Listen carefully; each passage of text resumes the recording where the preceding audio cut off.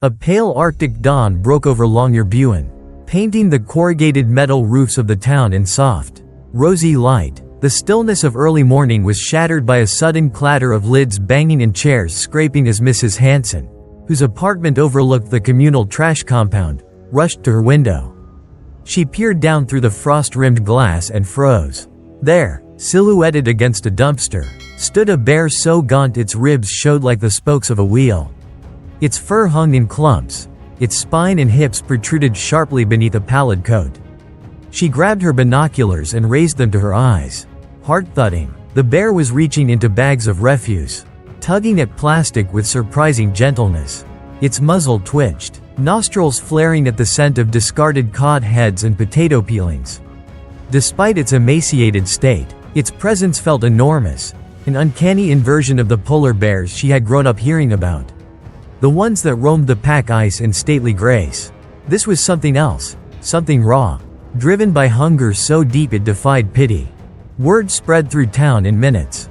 Shopkeepers abandoned their early deliveries, schoolteachers halted lessons, tourists on guided snowmobile tours in the valley below paused. Craning their necks at the ridge above, a group of children, bundled in bright snowsuits, pressed against the chain-link fence surrounding the trash compound, whispering in excited fear as the bear pawed through a bag, revealing scraps of fish and scraps of bread. The surreal tableau, so out of place yet shockingly real, pulled at the edges of every mind, stirring both compassion and dread. By mid-morning, Mayor Peterson arrived on the scene, wrapped in a heavy parka. He spoke softly into his radio, confirmed sighting at the refuse station. Condition of bear is critical. No aggressive behavior observed, but situation is precarious. Requesting response from wildlife rescue team immediately. His voice crackled in the cold air as he raised a hand to signal the onlookers back from the edge of the enclosure. Meanwhile, half a mile away at the Svalbard Environmental Protection Center, a small team gathered around a cluttered table strewn with maps, radio equipment, and the faint scent of gasoline and antiseptic. Veterinarian Lena Vall stood over a laptop, eyes grim as she reviewed the bear's tracking history. "This male hasn't been detected on the collars," she said, voice low. "He's a transient, probably pushed off the main pack ice by juvenile males. He's lost condition, likely chased inland by lack of seals. He's starving." Her colleague, wildlife ranger Eric Johansson, tapped at the screen. "Refuse site is the only place he's been spotted. That's our staging area. We'll need to sedate him quickly. Fitted GPS collar. Give him some fluids, maybe a high-calorie slurry, and airlift him back to a stable flow. Otherwise he won't last the night." He flipped through pages of aerial photographs. "Working in that enclosure will be tight. We need to set up a perimeter. Drive off civilians, and move fast." A hush settled over the room as everyone absorbed the gravity of the task. On the wall hung a poster of the Svalbard Treaty Map, its inked lines tracing out the jagged contours of islands and fjords. Beyond those borders lay the pack ice and open sea, the only home where a bear could survive. Here, in town, he was a lost soul stumbling through human waste in a final, desperate search for sustenance. By noon, an orange Mi-8 helicopter thundered overhead, its rotors stirring the powdery snow into dancing eddies. In the courtyard outside, the environmental team assembled gear. Dart rifles rigged with tranquilizer rounds calibrated for a bear of average mass, which they'd adjust upward. Given his gaunt frame, to ensure sedation, they laid out protective blankets, heavy-duty gloves, portable satellite transmitters, and doses of reversal agent, a crate of field rations, a paste of fish oil, seal fat, and vitamins, sat ready for the bear's first meal after capture. Back at the dumpster, authorities had cordoned off the area and guided the small crowd to a safe distance. A local guide, Johan, explained to his group of wide-eyed travelers that the bear's appearance was a chilling signal. Warming seas, melting ice, and dwindling seal populations were forcing even the strongest of bears into increasingly desperate measures. The tourists murmured among themselves. Cameras raised, capturing the bear's hollow gaze and the surreal tableau of humanity gathered around it. Lena climbed into the helicopter's open door, tethered by a safety line. She looked down at the bear through a spotting scope, noting the violent tremor in its limbs, likely from starvation or early hypothermia in its weakened state. She called into her headset, "We're ready on approach. Confirm wind steady. We'll drop the darter at the north end. Then circle back." The pilot banked eastward, engines roaring against the stark silence of the frozen valley. Eric, already lying prone on the ice a safe distance from the enclosure, secured the sedative rifle. His breath steamed in the cold air as he tracked the bear's slow, methodical rummaging. Civilians were clustered behind a temporary snow fence. Voices hushed, cameras clicking. They watched as the rescue team moved into position. 2 handlers at the perimeter gates, 1 crane operator ready to open them, and some volunteers hunkered behind rippling tarps to shield the bear's view of human movement. A tense minute passed. Then Lena's voice crackled in Eric's earpiece. "Go on my mark." She adjusted the focus of her scope, lined up the bear's massive flank, and counted down softly. 3, 2, now. Eric's rifle barked. The tranquilizer dart struck true, thudding into the bear's lean muscles. He staggered, blinked once, then crouched low to the ground, head dipping as powerful limbs wavered. He bellowed, a resonant groan that cut through the morning air, before collapsing in a spray of snow. Paws stretched out as if still wrestling the ice. Throughout the town, the sound that had caused such alarm gave way to an unnerving silence. Villagers craned their necks as the bear lay still. Then sighs rippled through the crowd. A volunteer ran to check the gate's latches. Another signaled the handlers to advance. Wrapped in protective blankets, the bear's head and paws were gently swaddled. And Lena moved in, stethoscope pressed to his chest. His heartbeat was slow, safe, but depressed. They slid a GPS collar around his neck and scanned under his fur for signs of injury or scarring. A member of the team inserted a tube for fluids, delivering a high-calorie solution to warm his core. When he stirred, they administered a carefully calculated reversal agent to bring him out of deep sedation just enough for transport. Slowly, the bear opened one eye, blinked twice, and sagged back into unconsciousness.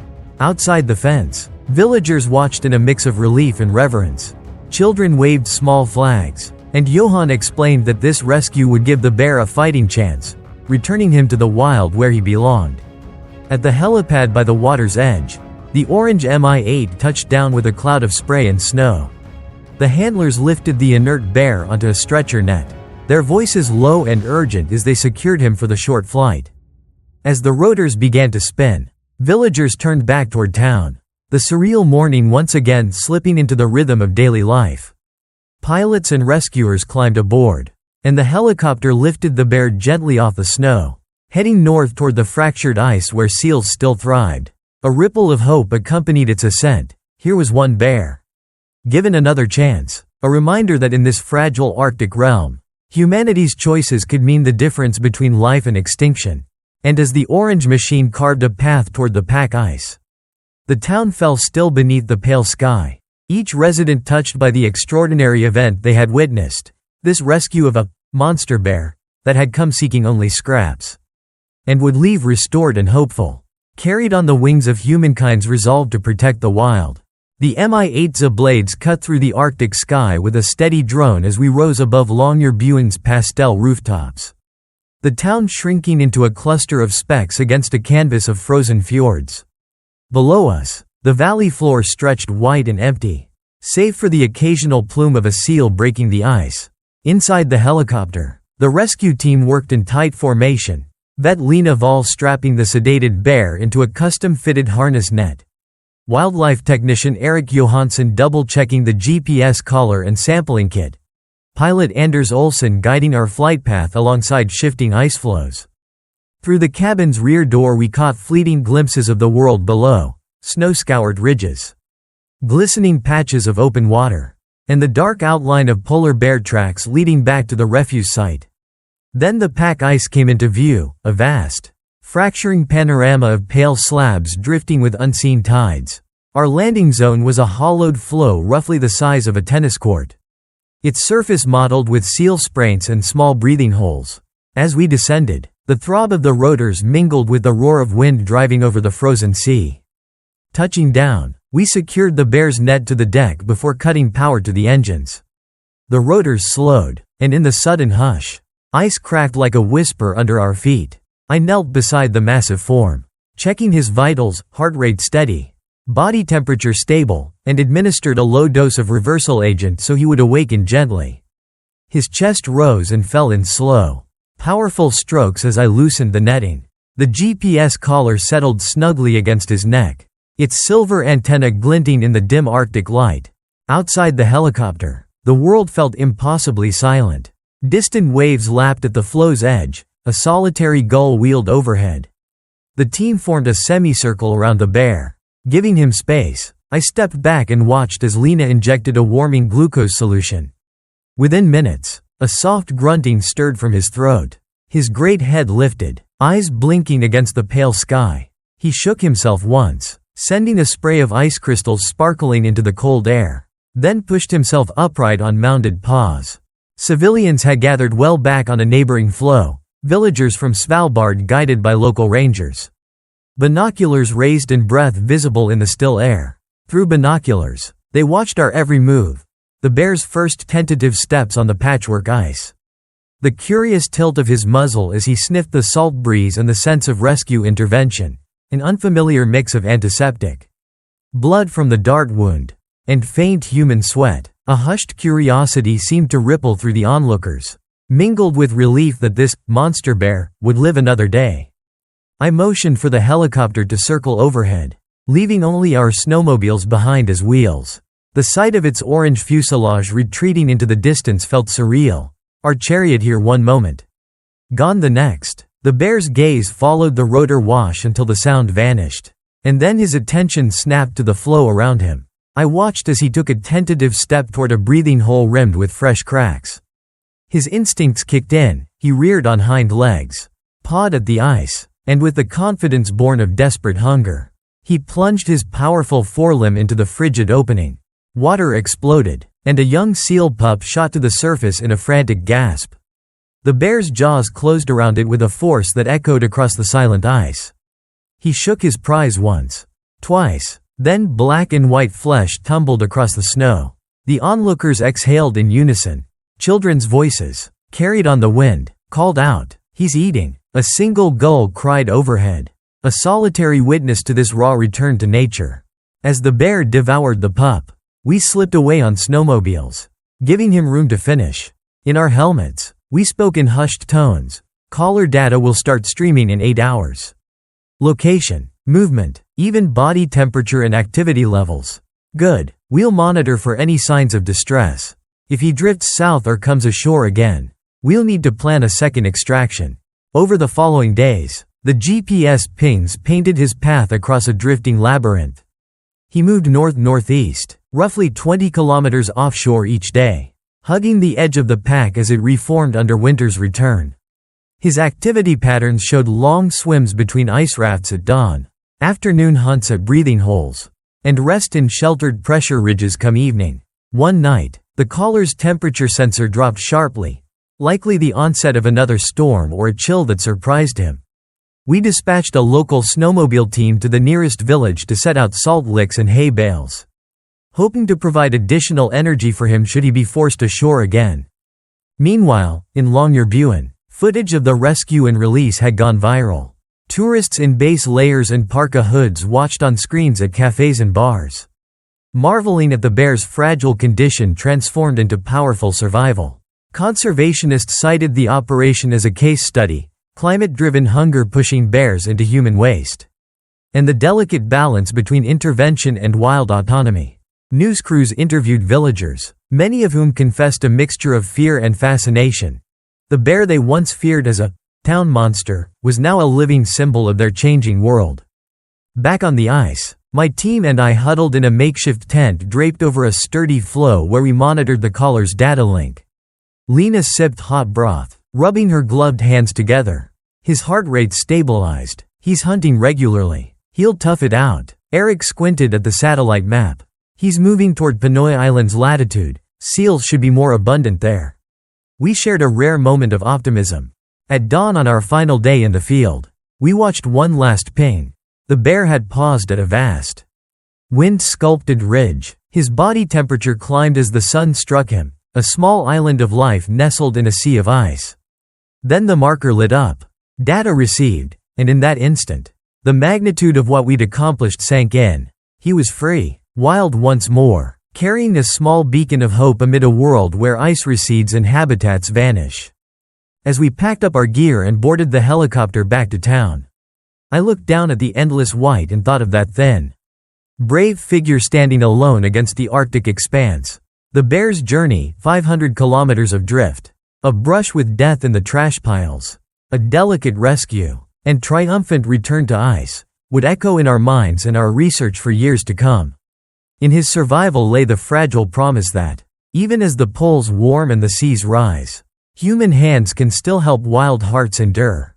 When the orange helicopter's rotors faded into a distant hum and the dust of ice crystals settled once more, the rescue team returned to base, their equipment stowed but their thoughts racing with what lay ahead, the days, weeks, and months of monitoring that would determine whether this gaunt bear truly found his way back into the Arctic wild or whether he would drift again toward human settlements in desperation. Back at the Svalbard Environmental Protection Center, the small operations room hummed with activity. Monitors displayed a constellation of colored dots, each ping representing the positions of collared bears across the archipelago. Our subject appeared as a lone gold icon, tracing a path northward, edging ever closer to the heart of the pack ice. Lena hovered over a laptop, her gloved fingers tapping through graphs of heart rate, body temperature, and activity level. The data was encouraging, after an initial period of low movement and depressed vitals immediately post-release. He'd regained strength. His heart rate oscillated with the rhythms of hunting, slower during rest, accelerating in brief spurts of high activity. Body temperature stabilized in a healthier range, suggesting he was feeding again and shunning the coastal refuse that had brought him to town. Eric joined her, pointing at the map. A new cluster of points showed him venturing over 20 kilometers north in the last 24 hours, hugging the ice edge as seals congregated in Polynesias. He's back to doing what bears do, Eric said, pride sharpening his tone. He's using the collar's nocturnal sleep data too, resting in pressure ridges overnight and hunting by day. Perfect patterns. Beyond the rescue's technical success, the operation had rippled through the community. Local schools had invited the rescue team for presentations, where children passed models of bears and ice floes around bright classrooms. Tour operators adjusted itineraries to include a wildlife safety briefing, how to store food, recognize bear signs, and respect the animal's territory. The long-standing town bear myth that any wandering cub or hungry male was a mindless menace was replaced by a more nuanced understanding. Bears were both victims of a changing environment and powerful symbols of resilience. On the ground, a new park ordinance went into effect. All refuse from the town's compactor was now compacted inside reinforced bins with electrified lids, designed to deter even the most determined Bruin. Residents volunteered for bear watch rotations, paired patrols that checked garbage sites after dark, reporting any fresh bear tracks or sightings. The mayor, once concerned only with property damage and public liability, now spoke passionately about habitat preservation and sea ice monitoring. His speeches peppered with references to the rescue and his new conviction that human and bear survival were inseparable in the Arctic. Meanwhile, data from the bear's collar fed into a joint research project with the University Center in Svalbard. Graduate students combed through every timestamp, correlating movement with sea ice concentration maps from satellite imagery and seal population surveys from marine biologists.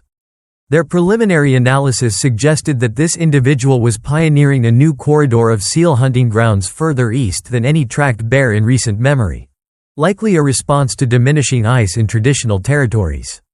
Their paper, accepted for publication in a leading wildlife journal, proposed that targeted rescue and relocation might become a necessary conservation tool as climate change continued to fragment polar bear habitat.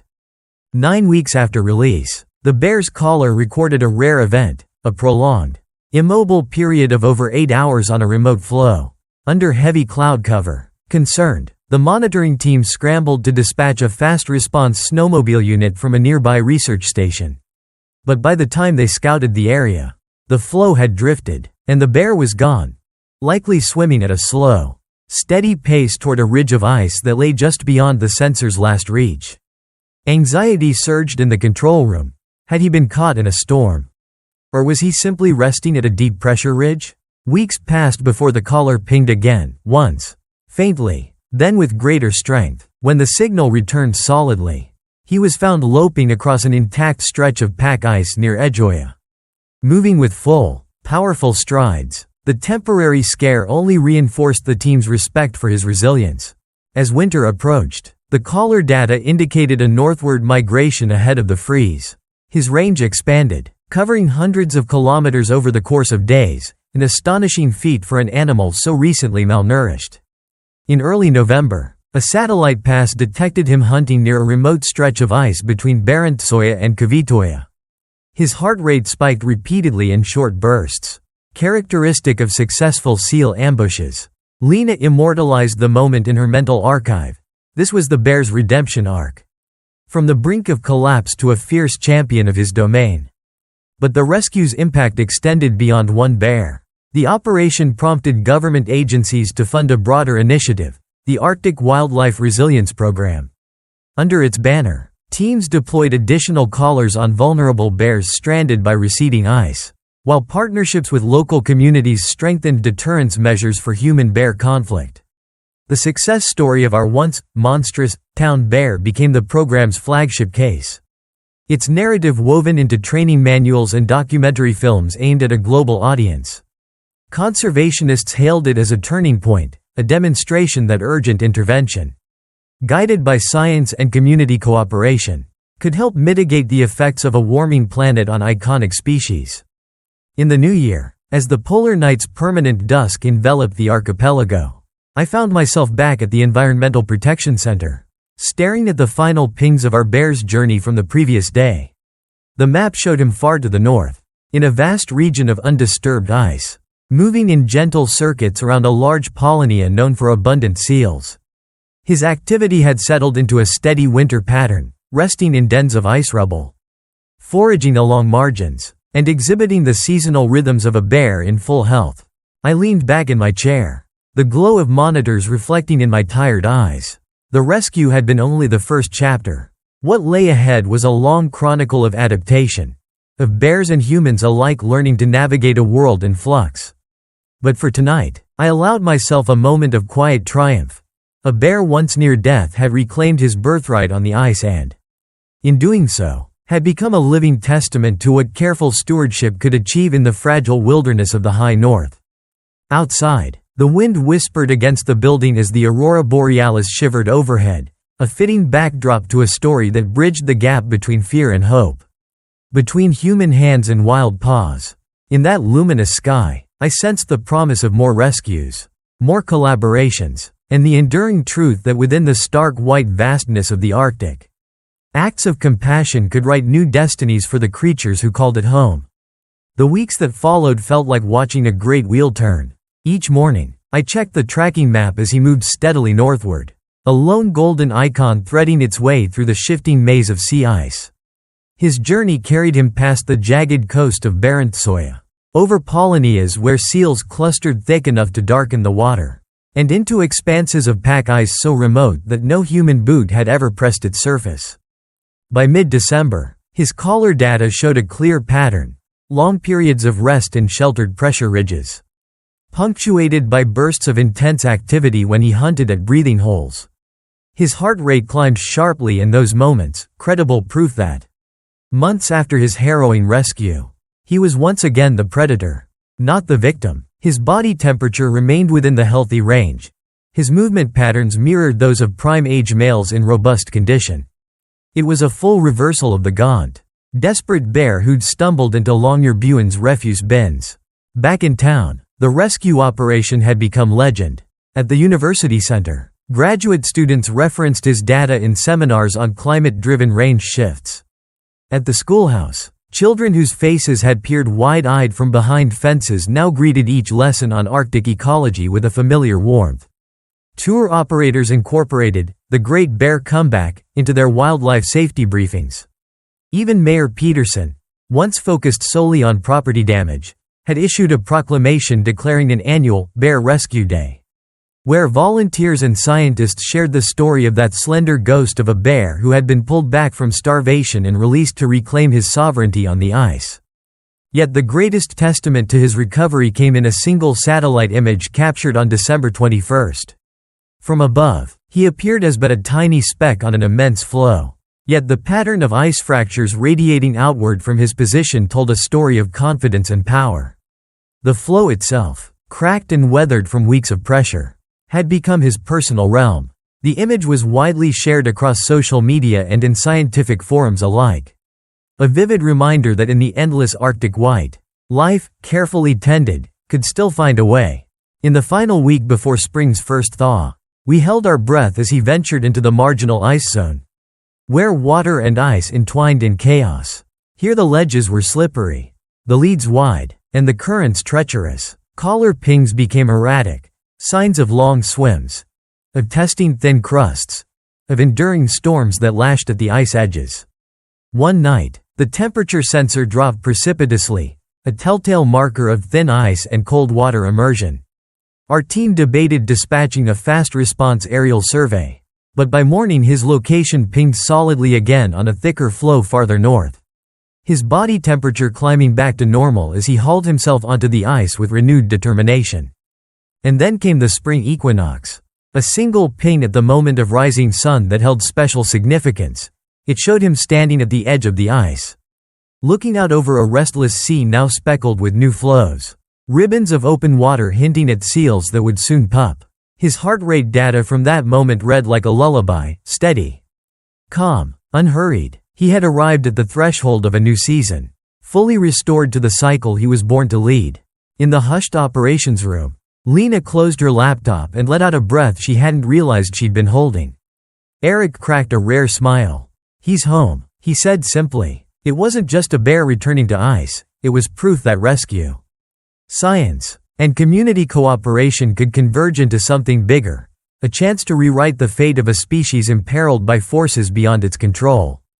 Later that afternoon, at a small ceremony atop the ridge overlooking town, Mayor Peterson and the rescue team gathered beneath a clear blue sky. A plaque was unveiled commemorating the Great Bear Rescue of Svalbard, bearing the bear's ID number and the date of his release.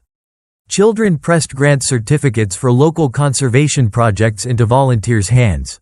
Journalists captured every smile, every handshake. Yet as speeches concluded and the crowd dispersed, I lingered, gazing north toward the horizon where ice met sea.